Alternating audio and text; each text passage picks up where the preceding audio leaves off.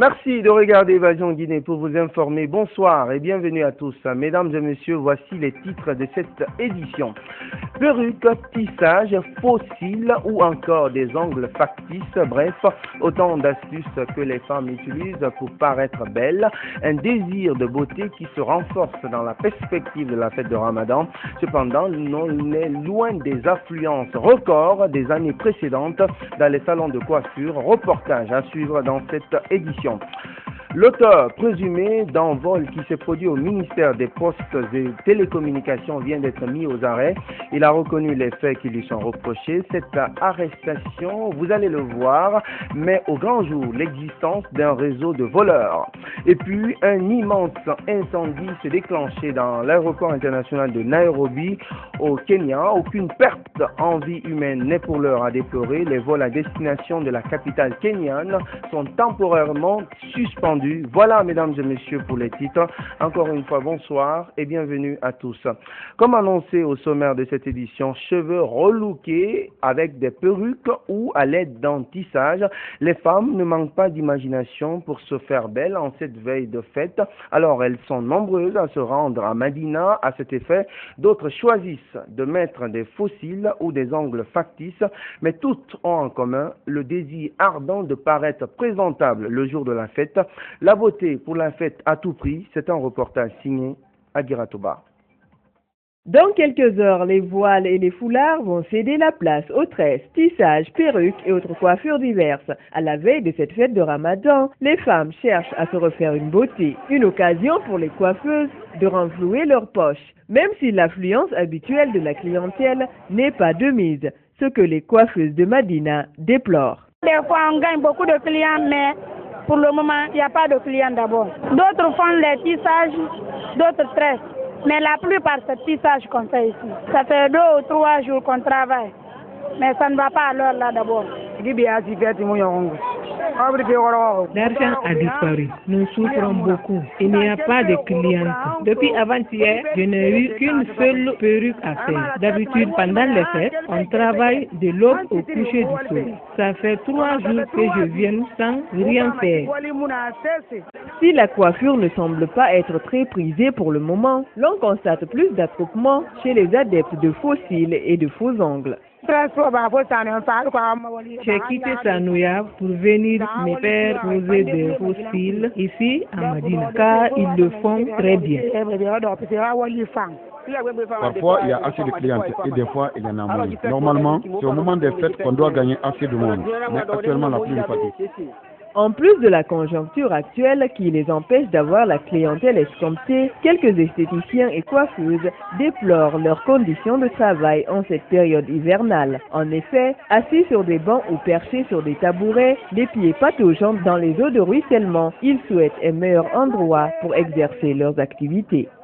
Et dans le même sillage, les prix de certaines denrées de grande consommation ont connu une légère augmentation à l'approche de la fête de Ramadan.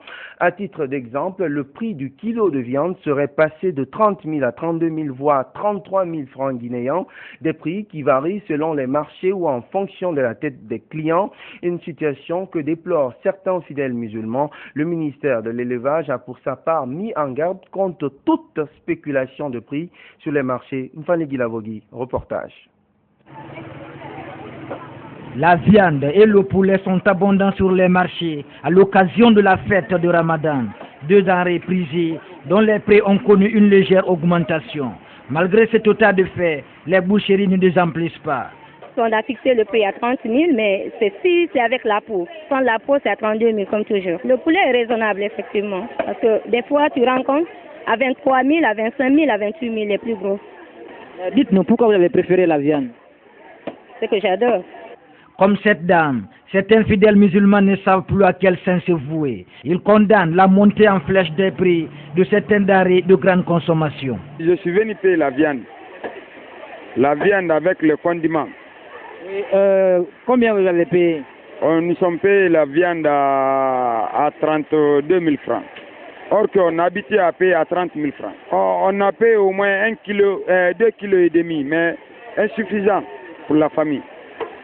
Comment vous allez fêter alors? Non, vraiment, on va fêter parce que comme il y a la santé, alhamdulillah. Des arguments réfutés en bloc par ce boucher Alpha Ouma Baldé. 1 kilo de viande avec des tripes, c'est 30 000. Nous avons rencontré certains clients qui nous disent qu'il y a une légère augmentation. Le kilo est vendu à 32 000, 33 000 ou 31 000. Qu'est-ce que vous en dites? Oui, bien sûr, il y a certains qui reviennent de dire que vraiment ne prendront pas l'estomac, intestin, etc., etc. Ce que ça devrait accompagner la viande. Ils disent qu'on ne va pas mélanger. Il faut qu'on augmente un peu pour que ça sorte, mais sinon, ça va être notre perte. De son côté, le ministère de l'élevage rassure avoir ravitaillé les marchés en viande et poulet. Des mesures seraient déjà prises pour éviter des spéculations sur les marchés. Au niveau de la poule locale, je crois que les heures qui suivent, les débarquements par camion ou par autre voie se feront sur les différents marchés et même à travers la ville pour que tout le monde se procure du poulet à prix accepté. C'est-à-dire qu'au lieu de 33 000, 25 à 30 000 suivant les catégories. Et les œufs, au lieu de 33 000 pour les alvéoles, 25 à 30 000 suivant les catégories. Et la viande demeure à 30 000 francs le kilo. Et les poules importées, c'est à 165 000 francs pour les cuisses et au l'entier de 10 kilos de carton. Selon Soriba Sourel, des agents sont déployés dans les marchés et ce, dit-il, pour l'application des mesures. Mais un comité de suivi du respect des prix continue à s'exercer, même le jour de la fête. Et ils ne vont pas fêter pour que les prix soient respectés. Je profite pour interpeller les agents de suivi du département de l'élevage qui sont affectés aux 51 points de vente retenus, la brigade antifraude qui évolue et les coopératives des bouchers et des marchands à se lever tous pour que d'autres ne viennent pas s'infiltrer pour travestir les prix qu'on a arrêtés. Ces mesures seront-elles respectées à la lettre dans tous les marchés du pays? La question reste pour l'heure sans réponse. À propos de la perspective de cette fête de l'Aïd el-Fitr, il faut dire que malgré la conjoncture, la fête de Ramadan suscite un véritable engouement, ce qui explique le fait que bien des citoyens aient recours aux ateliers de couture qui ne désemplissent pas pour l'occasion. Les tailleurs travaillent d'arrache-pied pour satisfaire une clientèle de plus en plus exigeante. Beaucoup d'entre eux veillent tard la nuit pour être dans le temps, mais ils se disent confrontés à certaines difficultés liées notamment au manque d'électricité. Autre signe de la ferveur festive, des embouteillages monstres ont été constatés à travers toute la ville de Conakry ce mercredi, comme vous pouvez le voir sur ces images. Certains conducteurs ont même été obligés de garer leurs véhicules pour rallier à pied leur domicile, une situation qui a paralysé la circulation et les activités. Sur un tout autre plan, maintenant, après l'orage des manifestations de protestation contre les délestages à Conakry, le gouverneur de la ville de Conakry s'est rendu à Bessia Port 1, une localité située dans la commune de Matoto. Commandant Sekouresco Camara s'est évertué à sensibiliser les populations locales sur la nécessité de préserver la paix et la quiétude sociale. Il les a aussi exhortés à faire preuve de retenue. Reportage, Marie-Chéla Fofana. C'est dans une ambiance festive que le gouverneur de la ville de Conakry a été reçu par la population de Bessia Port 1. Cette visite s'inscrit dans le cadre d'une campagne de sensibilisation initiée par le commandant Sekouresco Camara suite à la vague de manifestations ayant récemment secoué la ville de Conakry. Des manifestations liées au délestage du courant électrique et qui ont touché ce quartier sans épargner son domicile. Le commandant Sekouresco Camara a appelé la population au calme et à la retenue. Problème de courant à Bessia, c'était juste un problème de transformateur et le transformateur le problème a été réglé et aujourd'hui la population prend le courant, mais nous demandons à la population surtout, la jeunesse, d'éviter surtout la manipulation et les gens qui continuent à distribuer l'argent au niveau de la jeunesse, donc il faut que vraiment ceci là aussi soit mis en garde parce que nous ne pouvons pas quand même continuer à créer des troubles au niveau de notre quartier. Ce que s'est passé, les sages, la population avec la jeunesse, moi je pense que c'était juste un incident qui s'est produit et moi je pense que nous avons quand même mis fin à ça Et on a demandé qu'à partir d'aujourd'hui, ça ne va plus se reproduire à Kessia et nous allons continuer vraiment à reconstruire la même jeunesse. La population de Bessia Port 1 s'est quant à elle engagée à faire véhiculer le message du gouverneur. Un tournoi de football sera organisé les prochains jours pour célébrer la paix et l'unité nationale en Guinée. Et dans le même registre, l'atelier de validation du document stratégique de la phase 2 du second plan prioritaire pour la consolidation de la paix en Guinée s'est tenu ce mercredi au Palais du Peuple, réunissant une centaine d'experts techniques. La rencontre était axée sur les mécanismes de mise en œuvre du plan prioritaire pour la consolidation d'une paix durable dans le pays. Les détails avec Elhadj Oumar Bari. L'atelier de validation du document de la phase 2 du plan prioritaire de consolidation de la paix a pour objectif de vérifier la conformité du document par rapport aux recommandations de l'atelier d'orientation et aux priorités nationales en matière de consolidation de la paix. Il s'agit également de s'assurer de la prise en compte des défis émergents et actuels de consolidation de la paix et des réponses programmatiques correspondantes conformément aux domaines prioritaires du plan. Il était question que ces membres puissent se retrouver pour valider certains projets afin de les proposer au comité de pilotage qui est présidé par le Premier ministre en vue de sa validation et pour permettre aux Nations Unies de débloquer le fonds nécessaire pour accompagner la Guinée dans ses ambitions de renforcement de l'autorité de l'État et du processus démocratique. Placé sous la coprésidence du ministre des Droits de l'Homme et des Libertés publiques, Khalifa Gassama Diaby a mis en relief les préoccupations du gouvernement quant aux défis à relever en vue de la construction d'une Guinée dans laquelle les citoyens jouissent de tous les droits. Il était donc de mon devoir d'être là ce matin pour représenter le gouvernement et exprimer à nos partenaires internationaux à quel point le gouvernement est reconnaissant à l'effort consenti par les acteurs internationaux pour permettre à notre pays de consolider la paix par la construction d'une société qui soit démocratique, qui respecte les droits de l'homme et qui permette à chacun de nos concitoyens de jouir de ses droits naturels en appliquant la justice de la façon la plus rigoureuse et la plus ferme.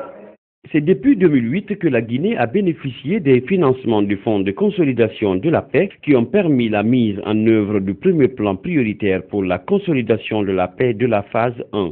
Celle-ci a consisté en la mise en œuvre de 3 projets complémentaires durant l'année 2012 par un financement qui s'élève à hauteur de 17,6 millions de dollars américains.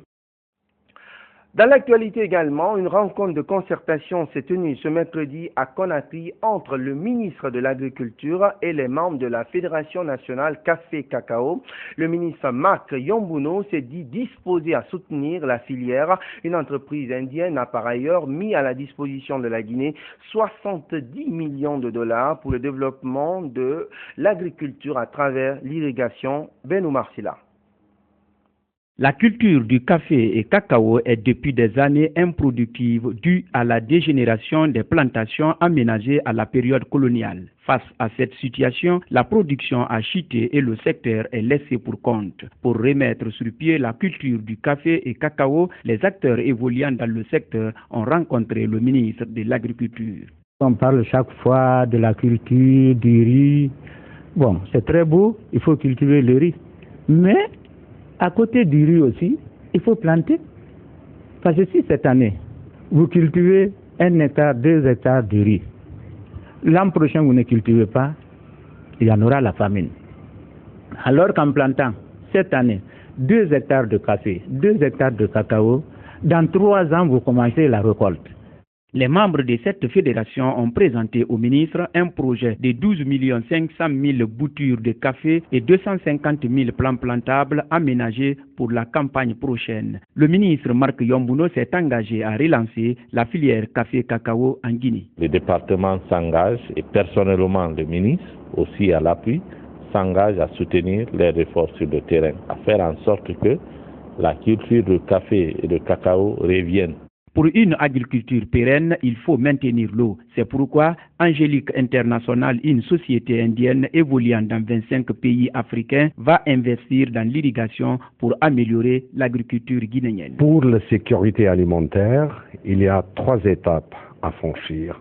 La première, c'est l'irrigation. Sans eau, vous ne pouvez pas faire l'agriculture. La seconde, c'est la formation professionnelle.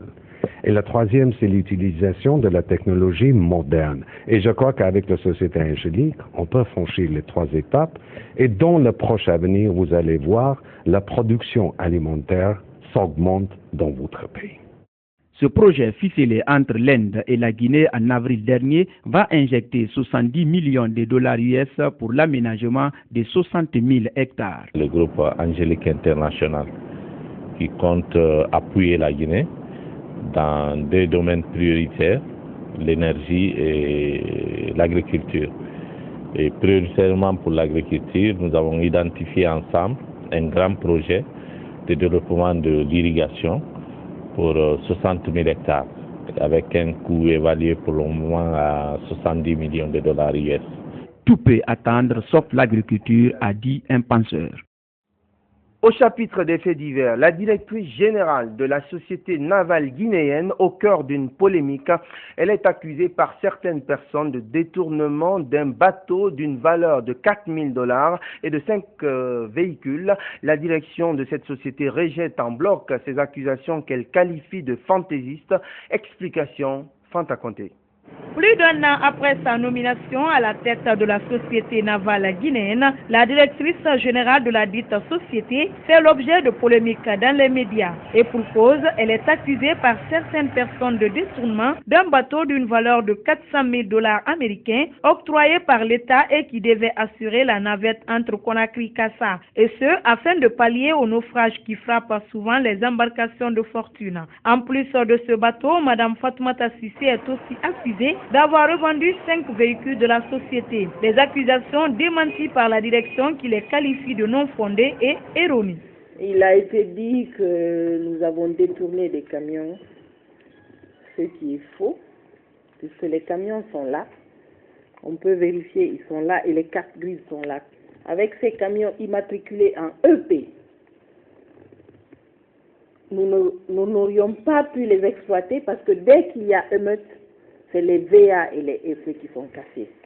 C'est ainsi que la direction générale de la navale a écrit au ministère des Transports pour demander de mettre ces camions en RC. Pour les bateaux, on avait un bateau, le Benti, que nous avions acquéri à 400 000 $.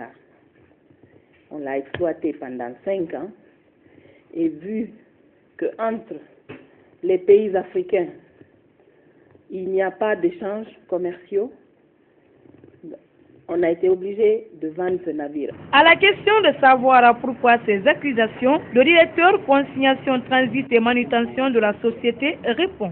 Celui qui fait du bruit, c'est lui qui doit justifier son bruit. Vous êtes venu nous voir. SNG, qu'est-ce qui ne va pas par rapport à ça, On est en train de répondre à vos questions. Peut-être que vous serez satisfait ou pas. Au sortir d'ici, ceux-là que vous estimez qui font du bruit, vous allez les interroger. Détournement ou pas, les autorités du pays devraient voir clair dans cette affaire. Pour l'heure, la direction de la société navale dit être en négociation pour l'acquisition d'un nouveau bateau pour assurer la traversée Conakry-Kassa. 2 ordinateurs portables et leurs accessoires ainsi qu'un téléphone portable de marque Itel ont été dérobés dans la nuit de lundi à mardi dans les locaux du ministère des Postes et Télécommunications. L'auteur présumé de ce vol a été mis aux arrêts grâce à la vigilance des gardes de ce département ministériel. Conduit à la brigade de la gendarmerie d'Almamia, il a reconnu les faits qui lui sont imputés. Les explications dans ce reportage de Gao Bachir. C'est par ce mur du bâtiment abritant le ministère des Télécommunications que le présumé voleur Moussa Sissé aurait escaladé pour s'introduire par la fenêtre du bureau de l'inspecteur général du département. Il aurait dérobé 2 ordinateurs PC, ses accessoires et un téléphone portable de marque Itel. Mais grâce à la vigilance des agents de sécurité, il a été arrêté aux environs de 2 heures du matin. Dans la nuit du 5 au 6, à 2 heures du matin, j'ai été informé comme quoi, par mes agents, qu'ils ont arrêté un monsieur qui serait en possession de 2 appareils qui sont là déjà, et plus ce truc-là, qu'il est venu, il est monté il a escaladé le mur du ministère de Postes et Télécommunications, il est rentré dans le bureau de l'inspecteur général. À sa descente pénale là, on l'a poursuivi. Dès qu'on l'a poursuivi, on l'a arrêté, ils m'ont informé, aussitôt je suis venu, j'ai fait son audition. Effectivement, il reconnaît les faits qui lui sont reprochés. Le présumé voleur a reconnu les faits. Il aurait agi ainsi pour satisfaire, dit-il, ses besoins à l'approche de la fête. Oui, je reconnais les faits qui m'ont reproché. Je suis venu, j'ai monté ici, j'ai passé par la fenêtre, j'ai ouvert la fenêtre, j'ai pris les 2 appareils. Et après, je suis descendu encore. Selon le commandant Souleymane Kourma, ce département est souvent victime de vols. On est tout le temps victime de vol ici. Mais évidemment, moi je viens à peine de venir ici, ça me fait juste 1 mois. Mais avant que je n'arrive, il y a beaucoup de vols antérieurs qui se sont passés ici. Ils sont tout le temps victimes de vols. Le présumé voleur est pour le moment dans les mains de la gendarmerie pour des fins de démantèlement des réseaux qui auraient l'habitude de voler dans ce département. Autre fait marquant de l'actualité, un appartement et une bonne partie de son contenu parti en fumée. C'est le triste bilan d'un incendie qui s'est déclenché mardi à la cité ministérielle. La victime est l'une des belles-filles du défunt président Lansana Conté. Les DG et les services de protection civile sont dans le collimateur de proches de la victime. Plus de précisions avec Mohamed Malik Diallo. Il n'y a pas de courant. Le peu qui vient, ça tue les Guinéens. Un cri de cœur, des larmes après une grosse frayeur mardi soir. Pour cause, tout un appartement ainsi que la quasi-totalité de son contenu en biens et en numéraire parti en fumée. Ouminatou Bari, épouse de feu Moussa Conté, l'un des fils du général Lansana Conté, n'en revient toujours pas. D'ailleurs, elle se serait évanouie en voyant les flammes de l'extérieur. Son beau-frère, lui, trouve encore la force de relater les circonstances de ce sinistre. Le courant électrique faisait des variations. On a vu la fumée. Au moment où nous montions pour éteindre le feu, il était déjà trop tard. Donc nous avons appelé les sapeurs-pompiers. Mais avant leur arrivée, les voisins étaient venus au secours. De justesse, la famille Conté a échappé belle. Les tout-petits qui se trouvaient dans l'appartement situé au 2e étage de leur immeuble seraient sortis quelques minutes avant le début de l'incendie. Dieu nous a sauvés. On ne coupait le gens qu'en bas. Imaginez si c'était à 2 heures du matin. Comme à l'accoutumée, le voisinage a joué aux sapeurs-pompiers. Les agents d'une équipe de la protection civile n'ont pas su dompter le feu malgré qu'ils sont arrivés au cours de l'incendie. Comment un sapeur-pompier peut venir pour l'incendie? Ils disent qu'ils n'ont pas d'eau, qu'ils ont peur que le feu prenne la voiture. Une deuxième équipe de sapeurs-pompiers se serait rendue sur les lieux, mais très malheureusement, rien n'y fit puisqu'elle est arrivée en retard. L'incendie a entraîné des pertes colossales. Des matelas, des documents administratifs et passeports, le plafond, des bijoux et habits de luxe comme de maisons, tout est parti en fumée. Rendons gloire à Dieu. C'est les effets qui sont partis, c'est pas l'être humain qui est parti. Le split, le réfrigérateur et la cuisinière ont eux aussi payé les frais de l'incendie. Les chambres ainsi que les différentes allées, tout a été consumé. Les pertes peuvent être estimées à pas moins de 2 milliards. Nous demandons donc aux autorités, notamment le professeur Alpha Condé, de nous venir en aide. L'interminable feuilleton des incendies à Conakry n'en finit donc pas. Voilà une famille qui vient s'ajouter aux nombreuses victimes déjà répertoriées dans le livre noir de la Compagnie d'électricité de Guinée, la toute-puissante EDG. En bref, le visage du réseau routier guinéen est loin d'être reluisant. Illustration sur le tronçon Matam-Madina qui se dégrade inexorablement. Nids de poules et autres trous béants affichent un spectacle de désolation qui ternit l'image de la capitale. Les usagers de ce tronçon vivent un calvaire quotidien, surtout en cette saison pluvieuse. Constat quasi identique sur le tronçon Lambangui-Kobaya qui commence à se détériorer et ce malgré son récent bitumage. Les usagers de ce tronçon pointent du doigt la société Anco 5. Les riverains estiment que le travail a été mal fait. Ils demandent aux autorités d'ouvrir une enquête pour connaître le montant du fonds investi pour les travaux de bitumage de ce tronçon. L'actualité sur le continent, je vous l'annonçais au sommet, le Kenya est sous le choc. Un immense incendie a ravagé l'aéroport international de Nairobi, occasionnant la suspension temporaire de tous les vols à destination de la capitale kenyane. Il n'y aurait pas de perte en vie humaine, mais les conséquences de l'incendie risquent de peser lourd sur l'économie du pays. Alpha Oumar Bari. Un incendie gigantesque s'est déclaré ce mercredi dans l'enceinte de l'aéroport de Nairobi. Plus de peur que de mal. Plusieurs heures durant, des flammes géantes et d'énormes nuages de fumée se levaient au-dessus de cet aéroport. Selon des témoins, certaines parties de l'aéroport se sont effondrées et les secours, bien que déployés rapidement, ont manqué de ressources. Pour l'instant, aucune victime n'a été signalée dans l'incendie. Une annonce confirmée par la présidence de la République kenyane. Par ailleurs, selon le patron de la compagnie Kenya Airways, un employé de la compagnie et un passager, tous victimes de l'inhalation de fumée toxique, ont été transférés à l'hôpital et leurs vies ne sont pas en danger à en croire les médecins. Pour l'instant, les causes de l'incendie ne sont toujours pas connues et une enquête a été ouverte. Le chef de la police kenyane a toutefois demandé à la population de rester calme. Cet incendie n'est pas pour autant sans conséquences, puisque tous les vols à destination de Nairobi ont été déroutés sur d'autres aéroports comme celui de Mombasa, la grande ville côtière kenyane sur l'océan Indien. Et puis, des dizaines de milliers de passagers risquent d'être affectés par la fermeture temporaire de cet aéroport. Sur le continent toujours, le parti Ennahda au pouvoir en Tunisie mobilise ses partisans pour défendre sa légitimité. Des dizaines de milliers de personnes ont manifesté récemment en soutien aux islamistes d'Ennahda. Scandant le slogan « Légitimité », les manifestants ont fait une véritable démonstration de force, rejetant les appels à la démission du gouvernement, une démission réclamée depuis l'assassinat il y a peu de l'opposant Mohamed Brahmi. Abdourahmane Ba. Ils sont des dizaines de milliers de manifestants qui se sont donné rendez-vous ce mercredi après la rupture du jeûne devant l'esplanade de la Kaaba, siège des ministères, venus de tous les pays avec pour slogan la légitimité électorale. Mais pour le parti islamiste Ennahda au pouvoir en Tunisie, a annoncé accepter la suspension des travaux de l'Assemblée constituante et a appelé à un dialogue avec ses adversaires afin d'aboutir à un gouvernement d'union nationale pour sortir le pays de cette impasse. Une initiative qu'il qualifie de catalyseur pour réunir les adversaires politiques à s'asseoir sur la table du dialogue, a souligné Rached Ghannouchi. En effet, le parti islamiste qui dirige le gouvernement a plaidé pour une solution consensuelle à cette période sensible, en raison des dangers sécuritaires et des défis économiques énormes auxquels le pays doit faire face. Le président de l'Assemblée nationale constituante, Moustapha Ben Jaafar, a annoncé à la surprise générale le gel des travaux de cette assemblée avant que la coalition au pouvoir et leurs détracteurs ne débutent des négociations pour sortir de la crise politique déclenchée par l'assassinat le 25 juillet dernier de l'opposant nationaliste de gauche, Mohamed Brahmi.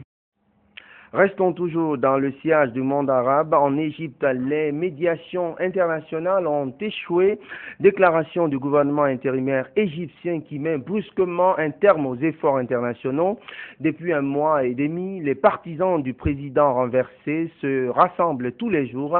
Des partisans qui se retrouvent à la télévision dans une série. Sa diffusion a aussi débuté juste après la chute de Mohamed Morsi. Suivez. Sortie du ramadan pour les kérotes. Depuis plusieurs semaines, ils sont nombreux à se réunir chaque soir devant un écran de télévision. Car il s'agit de ne pas manquer l'épisode quotidien de la série Phénomène en Égypte, Al-Daheya. Le prédicateur en français raconte la vie d'un prêcheur islamiste qui accède à la célébrité. Un scénario qui fait écho à l'actualité dans le pays, ce qui séduit les téléspectateurs. Le réalisateur cherche à dépeindre dans la série des personnages qui ressemblent aux gens qui dans la réalité vivent parmi nous, dans notre société. Cette série qui questionne sur la place de l'islam dans la société égyptienne a été écrite après la Révolution, alors que les frères musulmans avaient accédé au pouvoir. Al-Daheya est donc le résultat de cette liberté retrouvée face au nouvel environnement politique. Je crois qu'après la Révolution, pour la première fois, nous avons commencé à nous découvrir les uns les autres, malgré nos différences. Nous n'avions jamais imaginé l'importance des groupes islamistes, qu'il s'agisse de leur énorme base de supporters ou de leur capacité à s'organiser. Il était donc important pour moi, en tant qu'acteur, de prendre ce rôle et d'éclairer les gens. Pour l'acteur principal, la série n'aurait pu être diffusée ou aurait au moins été censurée si les frères musulmans étaient restés au pouvoir. Et c'est d'ailleurs après la chute du président Mohamed Morsi au début juillet que la télévision égyptienne a accepté la diffusion.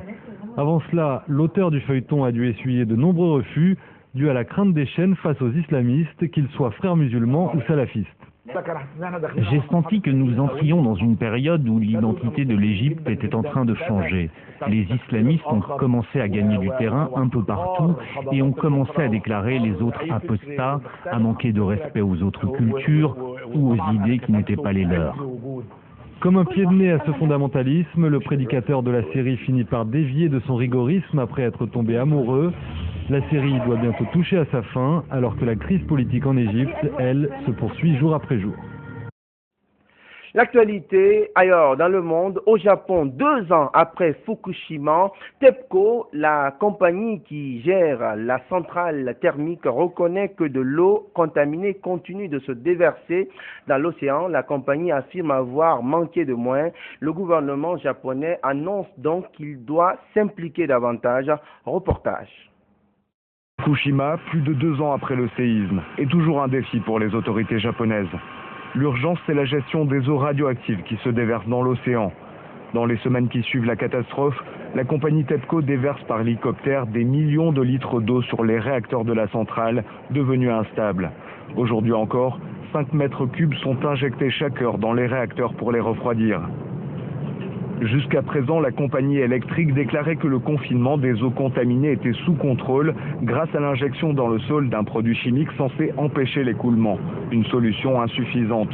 Depuis fin juillet, TEPCO admet que les infiltrations sont massives, 300 tonnes d'eau radioactive se déversent chaque jour dans l'océan. Les relevés d'eau de mer effectués à proximité montrent un taux de radioactivité 10 fois supérieur à la norme. TEPCO dépassé par l'ampleur de la catastrophe, l'État japonais annonce qu'il va désormais prendre en main la gestion des eaux radioactives. Au Brésil, le football fait figure de religion et pourtant la perspective de la Coupe du Monde ne réjouit pas tout le monde. Les Indiens de la tribu Maracana s'opposent à la destruction d'un bâtiment. Ils juxtent le stade du même nom. Les autorités voudraient y construire des magasins. Explication. Le stade Maracana est ce que l'on peut appeler un authentique temple du ballon rond, l'un des plus grands de la planète, construit pour accueillir 200 000 spectateurs lors de la Coupe du Monde de 1950. Plusieurs fois rénové, il vient encore d'être modernisé pour recevoir un peu moins de 80 000 spectateurs pour la finale de la prochaine Coupe du Monde en 2014. Mais à quelques dizaines de mètres de ce stade mythique, il y a ce bâtiment, construit au XIXe siècle par le duc de Saxe et légué à sa mort à la cause indigène pour devenir le musée des Indiens, qui rendra notamment hommage à la tribu Maracana, l'une des premières ethnies de la région de Rio qui a précisément donné son nom au stade de foot. Et si le musée a déménagé il y a un peu plus de 30 ans, le bâtiment est occupé depuis 2006 par un groupe d'Indiens de différentes ethnies qui ont pour objectif de transformer l'endroit en espace culturel. Mais qui dit Coupe du Monde et Jeux Olympiques dit aussi promoteurs et projets immobiliers. Il fut question de raser l'immeuble pour en faire un parking, pour construire un pont. Finalement, le bâtiment devrait devenir une boutique intégrée dans un vaste centre commercial. Une certitude, en mars dernier, la police a délogé les Indiens avec matraques et gaz lacrymogène. Mais hier, ils ont repris possession des lieux. Quels sont les monuments gérés par les indigènes? Il n'y en a aucun. Le gouvernement continue à prétendre que nous ne sommes pas compétents pour gérer ce qui nous appartient. C'est l'histoire d'un combat déséquilibré dont les vainqueurs seront sans doute ceux qui ont de leur côté les fourgons blindés. Ainsi s'achève cette édition d'information. Restez avec nous et gardez un œil sur notre site internet www.groupeevasionguinée.info. Très belle fête de Ramadan par anticipation à tous et à toutes.